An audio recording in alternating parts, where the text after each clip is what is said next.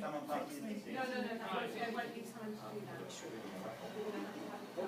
just feel with me tucking my trousers in.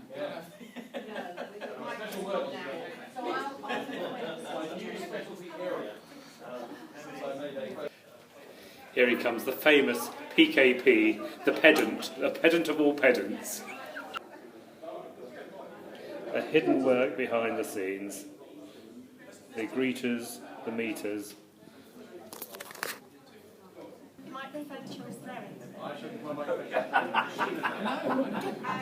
I'm moving like Ogilvie. Yeah. So after Susan Mumford, I would take on Constance back. The more they build you up, the worse. The quality is amazing as well, isn't it?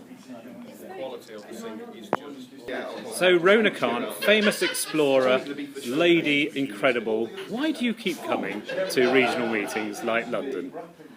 Because I always learn something new. I've been speaking for 14 years now, and I always learn something new. I find the interaction with other speakers is very beneficial, and it's just the right place to be if you want to progress your speaking business. Funnily, that's exactly the same reason that I come. Thank you, Rona. Come on, you should know about this. Nikki Roscoe, just back from India. Tell me why you keep coming to regional meetings. Because they are absolutely fabulous. They give support to everybody. We learn so much from each other and from every single speaker that we have on stage.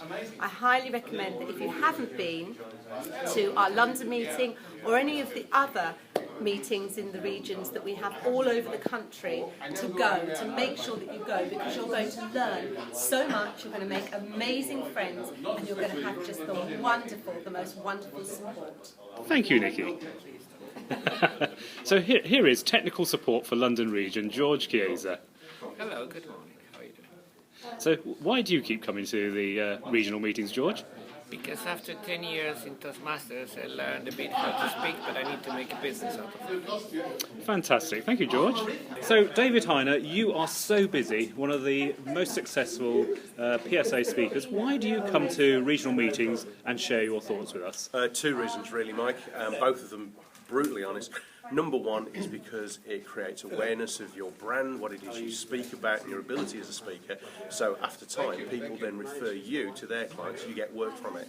The second reason is because when I was new into the association, I used to sit in awe and wonder at the speakers who used to travel all over the country to give their time to help us.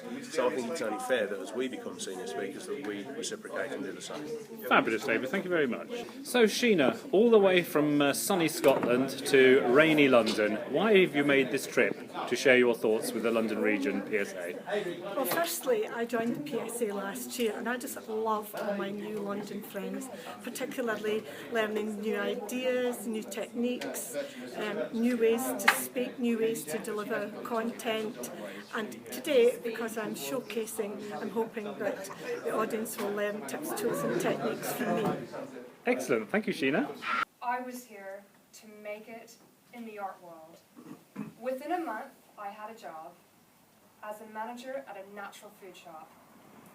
Not quite the art world, but invaluable experience, for which I'm grateful today. Strategies together and came up with these two signature models, The Secret of a Corporate Athlete and Pitch Perfect Guru. And these models provide profitability, productivity and super performance in organisations. That text had an impact on me. I didn't even know I had an angel. But if I have got an angel, today is the day I'm going to ask her for help. And I did. And I'm sorry to say, I know you're all sitting there thinking, angel, what am I going to do with that bit of advice? But I don't know. He was talking about telling stories and having a dramatic pause. And I did have a dramatic pause in my story, but Patricia said, make it really a pause. So I did in the speech, because whatever Patricia Fripp tells you to do in your speech, you're going to do it. Speaker gave a talk last month or the month before, and it was all about giving introductions. You don't get the names of all the things I'm going to mention, otherwise people shout, what is it? What's the Amazon number? What's the... What's your name, mate? I know. No, I don't. Oh no, it's a little fat guy from Birmingham with a really bad haircut. We're going to stuck with him for how long? Straight after lunch. And you'd be right, I'm a little fat guy from Birmingham with a really bad haircut. Get over it. Because I've had to. Because when you go through life looking like this and sounding like this, you have to get used to people making assumptions about you. So welcome from sunny Sussex, and the clips you've just seen of the London PSA Region meeting yesterday on Saturday. An excellent array of speakers. There was Alan Stevens, who was talking about the practical issues involved in being a successful speaker. As George Chiesa put it in the little clip we just saw, he's been 10 years at Toastmasters learning how to speak. But one of the benefits that he gets from attending the PSA London Region is to how to make it a successful business. David Hyner came and spoke to us and talked to us about setting massive goals. And the main issue that we find there is so many people set smart goals, and as David Hyner put it, smart goals just generally are not actually achieved. What he's found in his research are massive goals are the ones that are achieved. So my challenge is to us as members: are we ready to set a massive goal for ourselves in PSA? Can we look to increase our membership from 450 to say 1,000 in the next 2 or 3 years?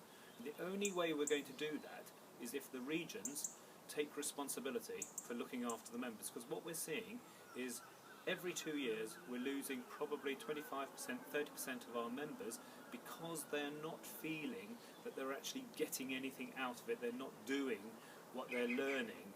So the challenge is, what can we do to stop that happening? And nothing can be done from the centre. It can only be done at the regional level. So my whole idea of showing you the clips today, and what I hope to do is catch similar clips as I go around the regions in my year as president, is what can we do differently? How can we organise ourselves in such a way that we don't lose our members, we actually help our members to be more successful than they already are? Let's actually model ourselves on people like David Hyner, who've done such great deeds in working in the education world as well as in the corporate world.